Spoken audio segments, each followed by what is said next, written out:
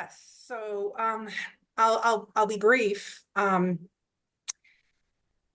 So a few things happened in the past few days that I think we should kind of pay attention to, especially when it comes to what you call the international community. Even though when we talk about the international community, we do need to separate, you know, we need to define who it is that we're talking about. Are we talking about governments? Are we talking about NGOs? Are we talking about the media? And here in the United States, what we have been saying is, on the one hand, you have this kind of groundswell of activism, while at the same time, you also have backlash, right, to this activism that I have been seeing ramping up over the summer. What do I mean by it? First of all, in universities, right, in the academic sphere, the university administrations have been busy this summer, basically changing the rules of political engagement on campus. And now that the school year is starting up again, what we are going to see is basically more recrimination, more what one of my colleagues calls the Palestine Penalty, that will target both students and faculty who will speak up about Palestine. And I think that response is going to be much more organized than what we saw last year.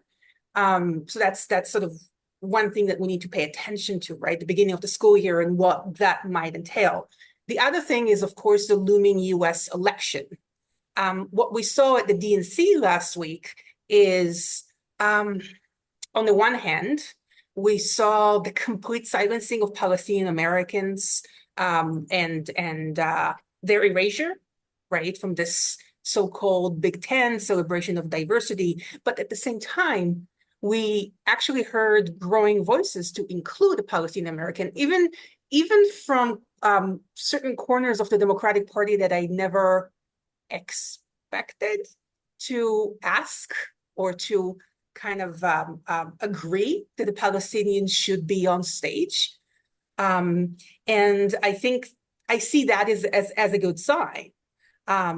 But and also the fact that when Kamala Harris said Palestinians deserve to live in freedom and dignity, actually that was the moment in which the audience responded, right, with the loudest cheers. But at the same time, of course, again, you have this kind of groundswell, but at the same time, you have the response of our political elites, right? Like Kamala Harris used this moment to reaffirm, right, support for Israel and rejecting having a Palestinian stage, rejecting an arms embargo. So what we're going to see in the next few months is really this kind of intensification of, on the one hand, kind of like on the ground type of activism and a lot of protests and a lot of dissent around Palestine. But at the same time,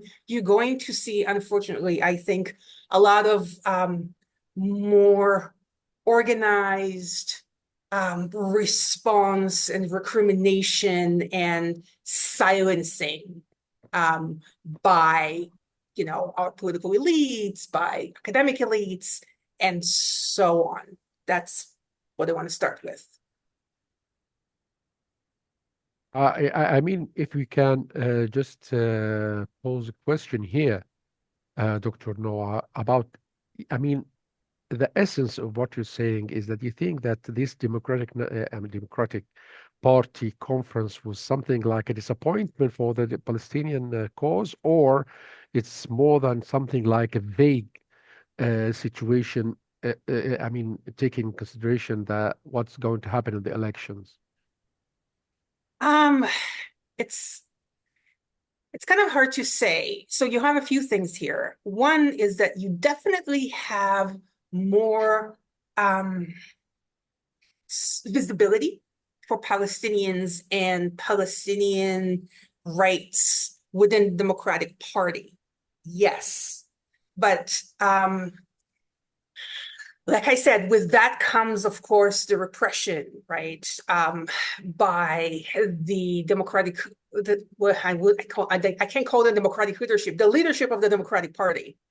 Um, how is that going to play out in the election?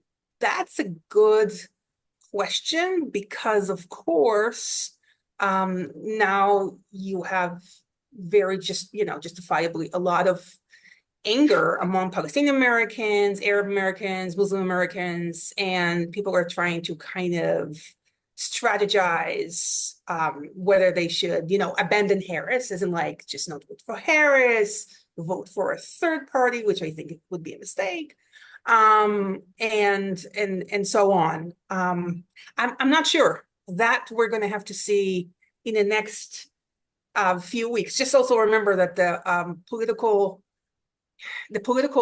kind of structure, the political system in the US makes it so that really those that have probably the most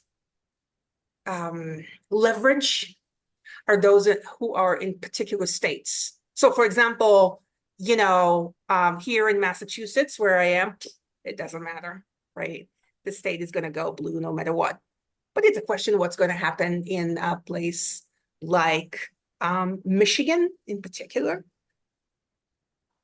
right? To I some degree, see. maybe Georgia.